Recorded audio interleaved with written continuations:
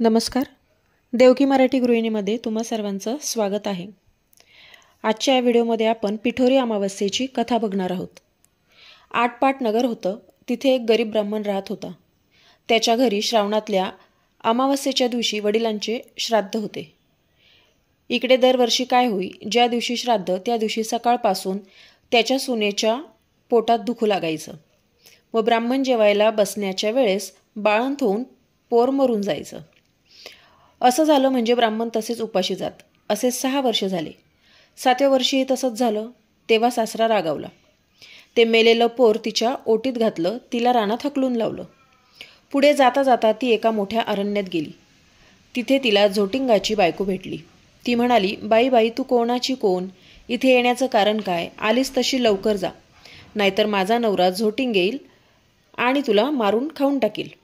तेव्हा ब्राह्मणाची सून म्हणाली, त्याकरताच मी इथे आले आहे. झोटिंगाची बायको म्हणाली, बाई बाई, तू इतकी जीवावर उदार का झालीस? तशी ब्राह्मणाची सून आपली हकीकत सांगू लागली आणि इथे येण्याचं कारण सांगितलं.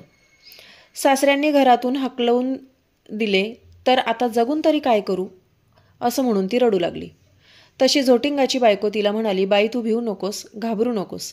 अशीच थोडी पुढं जा, तिथं तुला एक शिवलिंग दृष्टीस पडेल. बेलाचं झाड लागेल. तिथे एका झाडावर बसून राहा. रात्री नागकन्या, देवकन्या, 7 अप्सरा तिथे पूजेला येतील. पूजा झाल्यावर खीरपुरीचा नैवेद्य दाखवतील आणि अतिथी कोण आहे म्हणून विचारतील. असे झाल्यावर मी आहे म्हणून सांग. त्या तुला पाहतील, कोण कुठची म्हणून चौकशी करतील.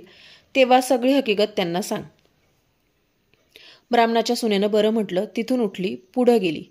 तो एक बेलाचं झाड पाहिलं. तिथेच उभी राहिली. इकडे तिकडे पाहू लागली. तो जवळच एक शिवलिंग दृष्टीस पडले.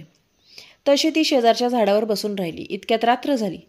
तशी नागकन्या, देवकन्या आणि 7 अप्सरांच्या स्वाऱ्यासुद्धा आल्या.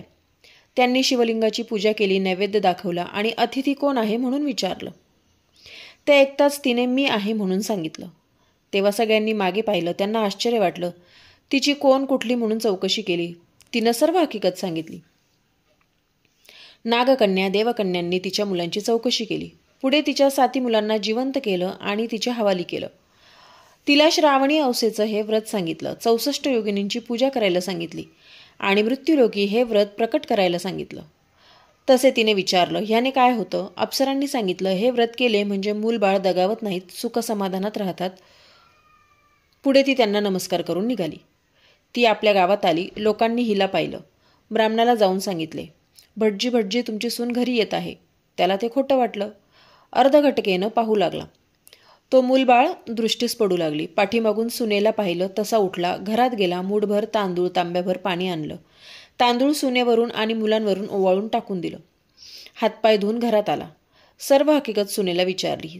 तिने ती सारी सांगितली. पुढे सर्वांना आनंद झाला आणि मुलाबाळांसहित सुखाने ती नांदू लागली आणि प्रत्येक वर्षी पिठोरी अमावस्येचं व्रत करू लागली. ही 60 उत्तराची कहाणी 5 उत्तरी सुफळ संपूर्ण.